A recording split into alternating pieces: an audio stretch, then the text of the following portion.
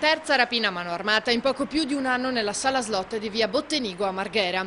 I banditi sono entrati in azione di notte e, come in uno dei due casi precedenti, hanno chiuso nel bagno dell'esercizio i presenti per poi prendere i soldi custoditi in un piccolo ufficio. I rapinatori avevano il volto travisato da un passamontagna. Uno dei due aveva una pistola, non si sa se vera o finta. Hanno preso i soldi e sono fuggiti, forse fuori c'era un'auto ad attenderli. Poi l'allarme alla polizia, giunta poco dopo sul posto, ma le ricerche in zona sono risultate vane.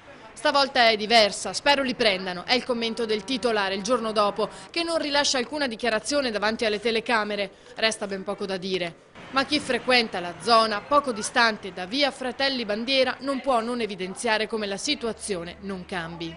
Preferisco non girarci di notte in queste zone, sono altamente a rischio per tutti noi cittadini che paghiamo le tasse, però potrebbero fare più sorveglianza di sera, una ronda notturna magari. Non vedo fuori neanche più a lavare la macchina perché ho il terrore, insomma, non è che essendo padre di famiglia meglio insomma stare alla larga di queste cose. Di notte ovviamente qui la zona è quella che è, voglio dire.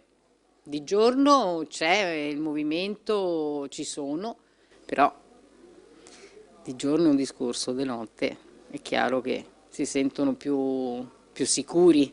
I cittadini si sentono abbandonati. Risposte io non ne ho perché chiaramente se fossi il politico farei delle iniziative.